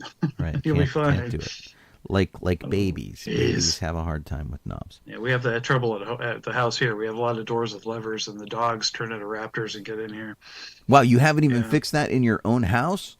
Yeah, but Come on, dogs, Jeff. So I don't want to worry about that. Velociraptors is a totally different issue. But then again, velociraptors are only really about the size of a chicken, so I don't know. Well, they found some like 9-foot long ones that are really scary. They finally found some big ones because it was always the other one. Yeah, they did. That it was based on. But anyway, it's a single player game, PC, PlayStation, and Xbox, and surprisingly, they don't have it for like Oculus or anything. Although I suppose you could play it virtual reality on PlayStation if you're rich. But it looks pretty good. And, if you like that sort of thing, and especially if you like the first movie, kind of retcons the first movie and shows you like all the best parts of the first movie. Oh, true. Jeff? Everyone likes a good rumor, right? No, not really. But apparently there's a huge internet rumor going around that Gareth Edwards will direct the next Thor movie, number 5. Gareth didn't realize that this was a thing because he is not been hired to direct to Thor number 5. It's news to him. Yeah. He's a big fan of Marvel and such, and has a crap a lot of their movies on DVD and Blu-ray and stuff, but he's like, yeah, no, if they want me to, sure, but no. Well, I mean, he did a great job with Rogue One. It will be interesting to see what he did in Marvel, the Marvelverse. Yeah, totally. So, we'll see. It's me, right? Yeah. I'm going to go through. I won't do it all at once, but I want to talk about movies that are coming out this week. Okay. And I will talk about the first one, which is coming to theaters this Friday, tomorrow. So it's probably tonight at midnight, is Wonka. Mm-hmm. And we have a trailer for it, so you can watch that. And also, I'm wondering who's going to go see it. I can't make up my mind if I'm interested in this or not. Yeah. Me I'm either. gonna pass. You're gonna pass? Yep. I feel like I could wait for streaming on this one. Yeah. Yeah. Not a thing. Not my deal. Yeah. And so I was willing to cut the Johnny Depp version some slack because they did it a very different way. But this is obviously an origin story for Gene Wilder's Wonka. And it's not that Timothy Chalamet can't sing. And apparently he got the job based on his videos from high school musicals that he did. And they saw it and they went, ooh, I bet he could really pull this off. And there's a couple songs that are out right now. Like he does Pure Imagination and stuff like that. And I'm like, I'm just not sold yet. Yeah. And I'm not sure this is a movie that needed to be made. So I may or may not see it. I think that I will eventually see it, but it'll be when it's on streaming. Yeah. Yeah. Not what I'm looking forward to seeing. So, Sean? Let me backtrack a little bit here. We were talking about raptors. There's velociraptors are generally kind of smaller, that Jeff was pointing out. Like a chicken. But like Utah raptor is about the size of the raptors in the movies. And then there are mega raptors, which are like 20, 30 feet long. Yeah. So there was one that started with a D, I think. I can't remember for some reason. Deinonychus is I think is what it's called, and it's a pretty big one. Yeah, well, and it's the ones that are specifically have like raptor in the name is sort of what I'm going for. Yeah. Here's another movie that I'm not entirely sure I need to see. Largely because I just wasn't a big enough fan of the first one. The Lion King, and we never saw the live action one that they did, but the Lion King animated movie didn't interest me enough to go see the live action but still animated version of the Lion King. And so now they're doing Mufasa the Lion King, which obviously takes place before the 2019 version of the Lion King. So I don't know, because it functions as a prequel talking about Mufasa, and then it's a sequel because it features Simba's daughter in it, and I'm like, it's like flashbacky. Right. I guess the movie's a flashback. It's like the Princess Bride for animals. Rafiki telling stories to Simba's daughter, and it'd be great. You don't have 6 claws on your hand, do you? Right. Ugh. Jeff? Oh, golly. Ouch. Okay. Let's see here. This is very short, actually, but they are still going to be making, apparently, according to Mark Wahlberg anyway, they're still going to be making the $6 Billion Man, which is the upgraded version from $6 Million Man, Bionic Man film. I haven't found out anything like as if it was going to be like a serious adaptation or not, or is it like tongue in cheek? Yeah, like the Land of the Lost movie that came out. Right. Is it going to be like that? I don't know, because they changed the name, but I mean, it's $6 billion makes more sense nowadays compared to what it was. I guess, and now we know that Taylor Swift is only $5 billion away. From achieving that. So So who knows? They said it's still and it's they're still getting it made. Well, maybe this is what's going to happen to Elon Musk. Yeah, he's going to become completely bionic. that'd be something. Did you see Bumblebee, the Bumblebee movie? Yes, I did. I actually liked it. I thought it was pretty good. Oh yeah, me too. As one of the better Transformer movies, and so the director from that film is the guy behind this, apparently. Yeah. So, I mean, it could be cool. And Bill Dubuque is writing it. And I don't know if this is a badly written article or not. But he, it sort of seems to say that he also wrote, he didn't write Bumblebee. He wrote Ozark and The Accountant. Oh, wow. And I'm like, ooh, that sounds like a guy to write an action movie, by all means. Yeah. Hey, thank you for the raid, Lobaka 1977. Yay. And we have first time chat. Cool. Thanks, guys. Cool. Nice. We only got 22 minutes left of the show. Cool. Hey! That's awesome. Hey, everybody. Welcome aboard. This is DB94, in case you didn't know. Let's see. Whose turn is it? Yeah. It's Colleen. mine.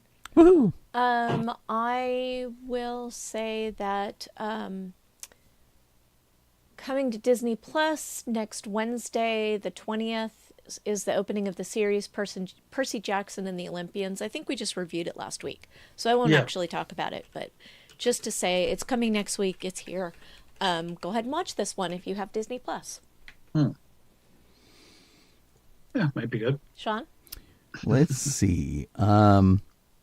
This is of no surprise to anybody, but Good Omens Season 3 will be the last season of that show. Yeah, it makes more sense, I mean, quit while you're ahead. Really, everybody really loves the first 2 seasons, and plus, you know, how long can you play a role? David Tennant already, you know, is kind of pushing the boundaries with Doctor Who and the recent 3 Doctor Who specials. So, you know, sometimes you just got to take a break. Yeah. But it's not that we don't love that, and so I'm glad we get at least one more season of it. And Colleen and I still have yet to watch season 2. We haven't. Yeah. Oh wow! It's- I haven't seen season 2 yet either. We watched part of it, and then we didn't finish it. I don't think. Right. Yeah. Yeah. So Jeff? who knows? Me. Okay. So there is coming to Disney Plus next year, an animated series called The Eyes of Wakanda. Is a Black Panther spinoff. Yeah, there's I don't see a lot of information on what it is supposed to be. But other than it's coming out, and but there's not really, you know, there's not like, you know, telling you exactly what it is, other than that it's Wakanda focused. You know, so there's not really much to tell you other than that this is coming out next year. An animated series. Cool. I wanted to say that Netflix has Chicken Run Dawn of the Nugget on Friday, tomorrow. We reviewed that, I think, last week or the week before. And Yeah. I don't even think I'll watch this on Netflix because I don't care for Aardman features. I only like the Aardman shorts. They're shorts. Yeah. Oh, gotcha. She only likes Aardman's shorts. But, Ow. if I had a button that played a rim shot. Oh, Right. well, Oh, yeah, I see, yeah. sadness. Sean? I could arrange that. I left my phone once. So there's a movie notice here that doesn't have a ton of information behind it, especially because of like who is like really going to be in it. Yeah. But it looks like Margot Robbie and Olivia Wilde are going to do a Christmas comedy called Naughty together, and of course one would hope that they would be in it and not just producing it. I don't know. I like both of them very much. I think Yeah. that would be really great. The story line says it follows Mallory, whose only chance to get custody of her son back from her trash bag of a former boyfriend is to track down Santa Claus and persuade him to appear in court. Yeah. So it could either be Santa terrific or it could I mean, totally suck. Santa Claus was already in court. Do we need to see another movie with Santa Claus in court? Right? I mean, it's tough. So, know. and I will say it's being written by the guy who wrote The Babysitter, which I think is a horror movie, and Cocaine Bear. Oh. So, you know, I have my doubts. We seem to have a bunch of movies being written by a bunch of people who seem unlikely to write the kind of, you know, movie that they're What's up with that? asked to write. So, you know, I like, hey, I write horror movies. Let's do a Christmas comedy. Yeah. And you know, to be fair, maybe he's a perfectly great Christmas comedy writer. I don't know. But don't you Yeah. think that seems a little weird to take on something like that strange? Yeah, you would think they'd do a little more Yeah. find someone a little closer to that range, but maybe that's why they wanted to have it like give it a weird feeling, you know, the film. Exactly. No. Yeah. Jeff? Coming out tomorrow on Apple TV, if you got that. I do not, so I won't be watching it. Is The Family Plan, and that's Mark Wahlberg. It's one of those it's one of those things like the Schwarzenegger film where it's like, oh, he's a secret agent, but nobody knew that. Haha, you know, and you know. Yeah, his And family didn't know. And yeah, now and somebody's tracked him down and he has to Yeah. save his family and fight off the bad guys. Yeah. So it looks funny. It looks really funny, but again, we don't get Apple TV. So Yeah. we So won't be watching that either. If you have it, go and see it. It looks fun. There's another Jay and Silent Bob movie in the works. Yeah. That's all. Do we need another Jay and Silent Bob? I don't know. I feel Kevin like Smith goes back to the well. I feel like I didn't watch the last one, but oh yeah, Jay and Silent Bob reboot in 2019. Oh yeah, I did not watch that. I didn't see it either. So chances of me seeing this new Jay and Silent Bob movie are really small. Sean? Gotcha.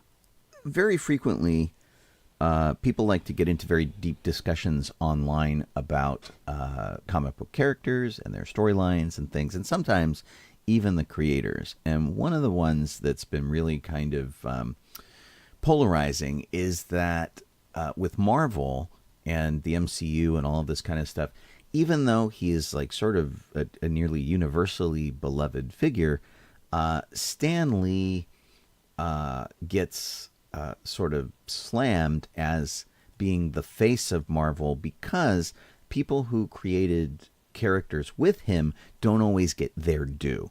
We've seen this happen with Batman and things too, where Bill Finger never gets mentioned because Bob Kane gets all the bat glory. But in this case, Steve Ditko worked really hard to make Spider-Man the Amazing Spider-Man. Yeah. And Stan Lee, I'm not saying he doesn't come up with great ideas, and he's certainly a great spokesperson for the company, or he was. Steve Ditko, less so. It's not like he was getting out there going, I'm awesome, kind of a deal. And that was what Stan was great at. But as time goes on, a lot of these copyrights are starting to revert back to the families of the people who worked on them. And this includes Spider-Man and Doctor Strange and things that Marvel is kind of making a bunch of money off of. Yeah. And so as these things go back to the families, they get the characters, the artwork, the stories, and what they call the indicia of the items that surround all of these characters. They're kind of going back to the families of the people who helped create the works. And so Marvel has been striking deals to keep the copyrights from reverting back to them. They're not like they have to go to court to sort of make this happen. So many of these people were just completely willing to go, oh yes, by all means, give us lots of money and you can have access to this and make more movies and do whatever. But Steve Ditko's estate was like the outstanding one. And they really felt that he had contributed so much to these characters that they really love, that they wanted like a really good deal. And so this was sort of the last one that they were trying to get their hands on the characters and stuff. And so they finally reached a settlement that everybody is happy with. They're going to dismiss all the court filings and stuff, and Marvel and Disney and everybody gets to go back and make stuff with these characters that they're still milking money off of. And of course the family gets something from it, which is great. And so the other characters that were involved and the other creators that were involved, Gene Colan, Don Heck, Don Rico, Larry Lieber, and this involved Captain America, Black Widow, Hulk, Thor, all of that kind of stuff. So glad that that's finally settled, hopefully to everybody's satisfaction. And in the credit where credit is due, Steve Ditko was freaking amazing, and he designed with Stan Lee the look of Spider-Man and his background story and all of this kind of stuff, and so many of the villains and things, and everybody should get credit for that. And the families should get to hang on to that too and be able Yeah. to, get benefit of what their family members have created. So I'm glad that it's working out.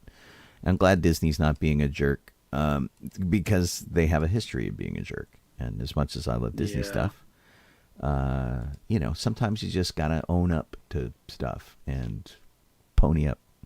Jeff? Yeah. A24, love them or hate them, I guess, due to the last movie. They are making a film based on the game series Death Stranding, which actually starred Norman Reedus in it. Yeah, it's like a post-apocalyptic landscape, and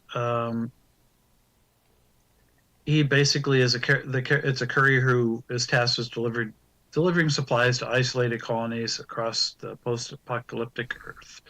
And the game actually had like Mads Mikkelsen in it, and a few other folks I'm not quite recognizing, but Lizzie Wagner, really? Wow. But anyway, yeah. So we'll see what they do with the film. I'm hazarded to guess that they're probably just going to get Norman Reedus to play the live action role. So, yeah. Which is better than they did for Uncharted, which the character Uncharted, Nathan Drake, was based on Nathan Fillion. Yeah. And they didn't get him to do that movie, which was kind of a bummer. But yeah, I guess they're the announcement that they're doing for this, they sort of announced it with a T-shirt.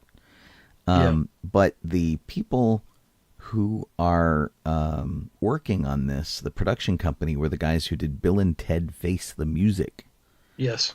That was really good. And Alan Unger, who's a producer, did a fan film based on Uncharted, which actually did star Nathan Fillion as Nathan Drake. It's kind of interesting. We'll see how it shakes out. Has Norman Reedus chimed in yet? I haven't. It doesn't say in the article, at least, but I'm hazard to guess that'll happen, and they'll probably get Mads Mikkelsen as well, since I'm sure he'll be available. Neat. But I don't know if they've said anything yet. This is fairly new. Interesting. Yeah, he hasn't been confirmed to do it, and he apparently hasn't said whether he's interested or not. Okay. Yeah. I mean, I always like when they maintain that continuity. I think it's cool. Yeah. James Patterson is a best-selling author of thriller, suspense, and mystery books.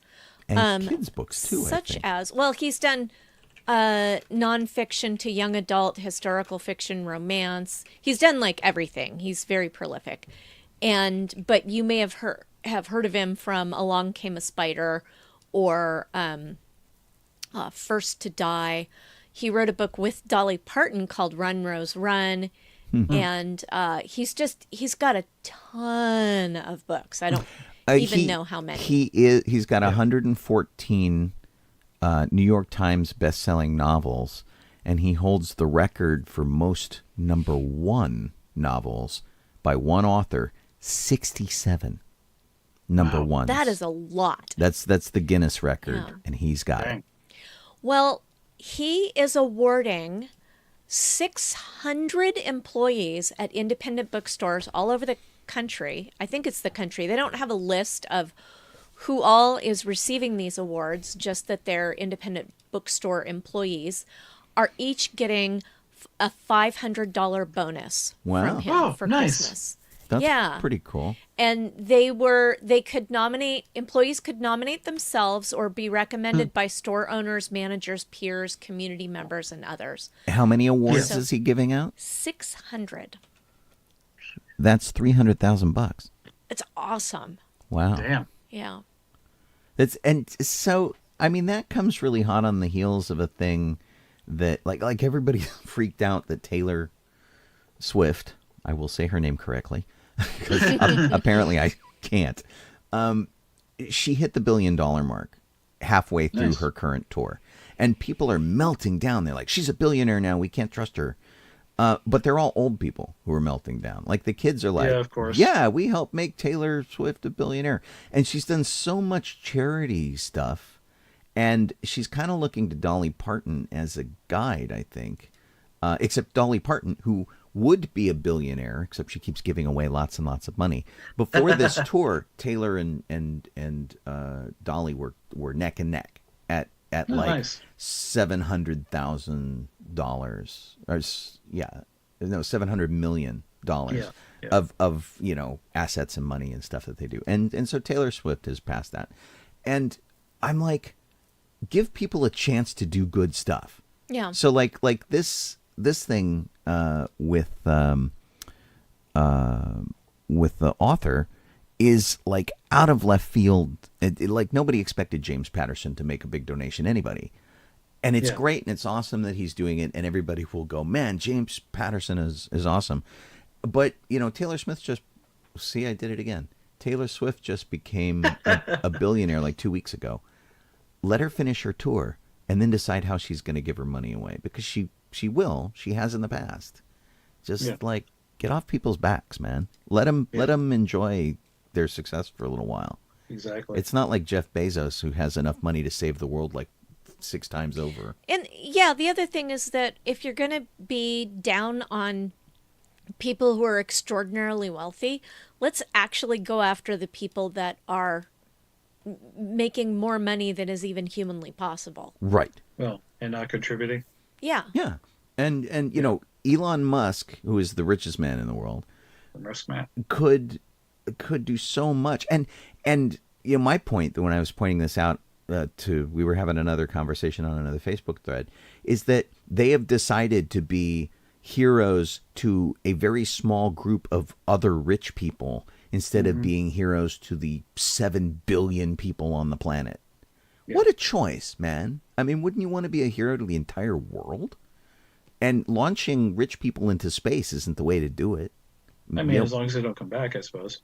You're right. Well, yeah, but they're not launching themselves into space and not coming back. I'll tell you. So, it's just the thing that bothers me.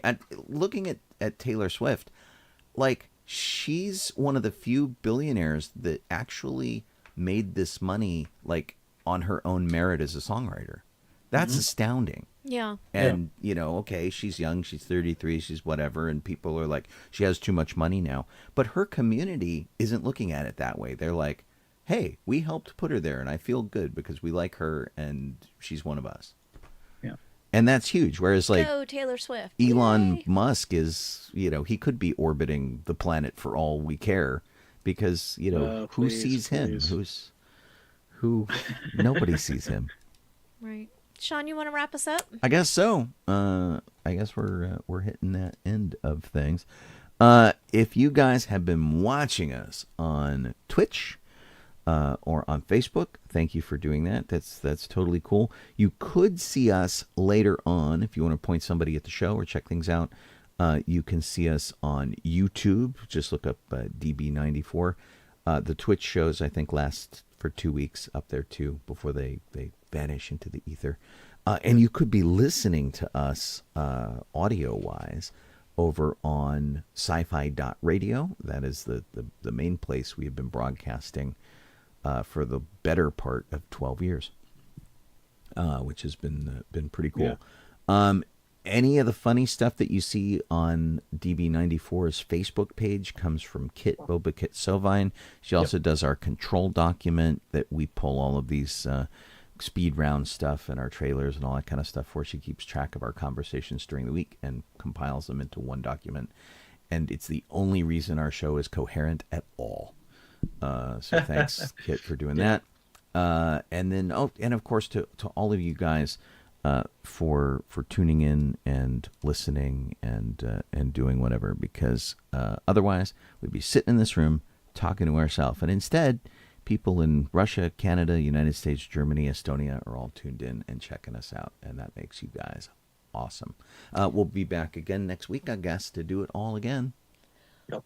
I'm Colleen Kaylee Crosby. This is Jessel Donoho. I am Sean Obi-Shawn Crosby. As always, May the force be with you. and we'll see all later on. Let's give some credits over here to the people on video. Good night, all. Night, If everybody. I can find it. There we go. And to you guys on the radio.